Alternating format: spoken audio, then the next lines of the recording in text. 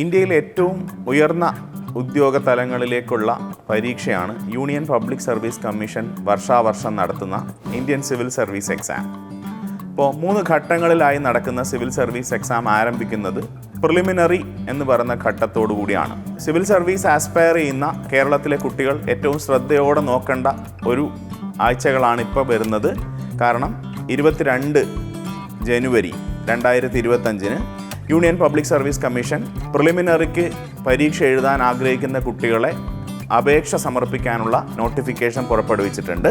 Union public service കമ്മീഷൻ്റെ ഔദ്യോഗിക website upsc.gov.in എന്ന വെബ്സൈറ്റിലൂടെ കേരളത്തിൽ സിവിൽ സർവീസ് ആസ്പിരൻസിന് അപേക്ഷകൾ സമർപ്പിക്കാവുന്നതാണ്. അപ്പോൾ ഇതിന് അപേക്ഷ സമർപ്പിക്കുന്ന സമയത്ത് ഏറ്റവും അടിസ്ഥാനപരമായി നിങ്ങൾ ശ്രദ്ധിക്കേണ്ട കാര്യങ്ങളുണ്ട്. മുഴുവൻ സമയം സിവിൽ സർവീസിന് തയ്യാറെടുക്കുന്ന കുട്ടികളെ സംബന്ധിച്ച് സ്വാഭാവികമായും അവർക്ക് ഈ കാര്യങ്ങളെല്ലാം അറിയുന്നതായിരിക്കും. പക്ഷേ 21 വയസ്സ് പൂർത്തിയാക്കിയിട്ടുള്ള നിലവിൽ ഏതെങ്കിലും കോളേജിൽ ഫൈനൽ ഇയർ ഡിഗ്രി ചെയ്യുന്ന കുട്ടികളും സിവിൽ സർവീസ് പരീക്ഷയ്ക്ക് അപേക്ഷിക്കാൻ യോഗ്യരാണ് എന്നുള്ളതുകൊണ്ട് അവർക്കായിട്ട് ഏറ്റവും അടിസ്ഥാനപരമായ കാര്യങ്ങൾ പറയാനാണ് ഉദ്ദേശിക്കുന്നത്. നിങ്ങൾക്ക് 21 വയസ്സ് പൂർത്തിയായിട്ടുണ്ടെങ്കിൽ 32 വയസ്സ് കഴിഞ്ഞിട്ടില്ല എങ്കിൽ നിങ്ങൾ ഏജ് ലിമിറ്റ് അനുസരിച്ച് യൂണിയൻ പബ്ലിക് സർവീസ് കമ്മീഷൻ പറയുന്ന അടിസ്ഥാന യോഗ്യതയുള്ളവരാണ്. ഈ രാജ്യത്തെ ഏതെങ്കിലും ഒരു അംഗീകൃത യൂണിവേഴ്സിറ്റിയിൽ നിന്നും ഏതെങ്കിലും ഒരു വിഷയത്തിൽ ബിരുദം നേടിയിട്ടുണ്ടാവുക എന്നുള്ളതാണ് പ്രായപരിധി മാറ്റി നിർത്തിയാൽ യൂണിയൻ പബ്ലിക് സർവീസ് കമ്മീഷൻ നമ്മളോട് പറയുന്ന അടുത്ത ഒരു എലിജിബിലിറ്റി ക്രൈറ്റീരിയ. അപ്പോൾ അവിടെ മാർക്കിൻ്റെ സ്പെസിഫിക്കേഷൻ ഇല്ല. നിങ്ങൾ ആ യൂണിവേഴ്സിറ്റി പറയുന്ന മാർക്കിൻ്റെ മാനദണ്ഡം അനുസരിച്ച് പാസ്സായവരായിരുന്നാൽ മാത്രം മതി.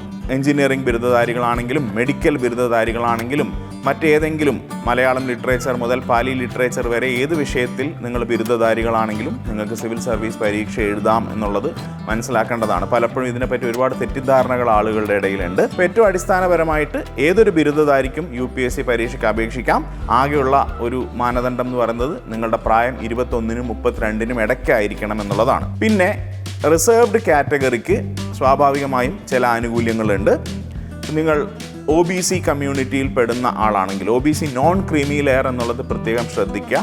OBC non creamy layer certificate നിങ്ങൾക്ക് ലഭ്യമാവുമെങ്കിൽ പരീക്ഷയുടെ അപേക്ഷ നൽകുന്നതിന് മുമ്പായിട്ട് തന്നെ താലൂക്ക് ഓഫീസിൽ നിന്നും നിങ്ങൾ ആ സർട്ടിഫിക്കറ്റ് വാങ്ങി വെക്കണം.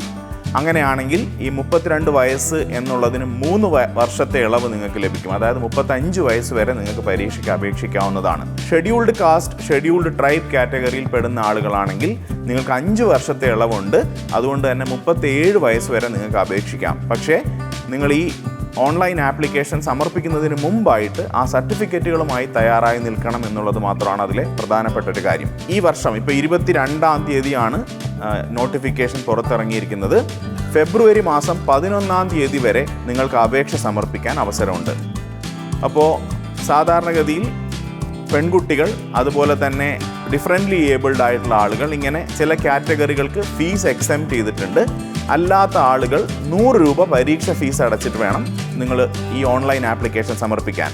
2 രൂപത്തിൽ നിങ്ങൾക്ക് അതിൻ്റെ പേയ്മെൻറ്റ് അടയ്ക്കാം. ഒന്നുകിൽ നിങ്ങൾക്ക് SBI ബാങ്കിൻ്റെ കൗണ്ടറുകളിൽ നേരിട്ട് വേണമെങ്കിൽ 100 രൂപ പരീക്ഷ ഫീസ് അടയ്ക്കാം.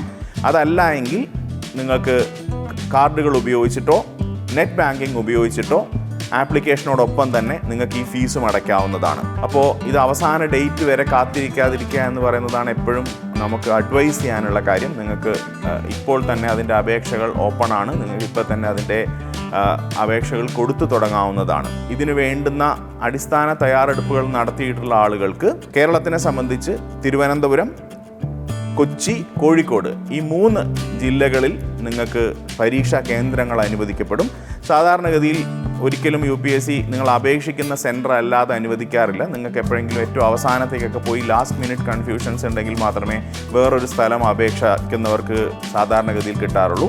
അപ്പോൾ എപ്പോഴും UPSC നിങ്ങളിപ്പം തിരുവനന്തപുരം ആവശ്യപ്പെട്ടാൽ തിരുവനന്തപുരത്ത് തന്നെ നിങ്ങൾക്കൊരു സെൻറ്റർ കിട്ടും. അതുകൊണ്ട് തന്നെ ഈ പറയുന്ന സമയത്ത് നിങ്ങൾ ഈ യോഗ്യതാ മാനദണ്ഡങ്ങൾ നിങ്ങൾക്കുണ്ടോ, നിങ്ങൾ ഇതിനുള്ള സർട്ടിഫിക്കറ്റുകൾ കയ്യിലുണ്ടോ എന്ന കാര്യം പരിശോധിച്ചിട്ട് upsc.gov.in എന്ന വെബ്സൈറ്റിലൂടെയാണ് അപേക്ഷകൾ കൊടുക്കേണ്ടത്.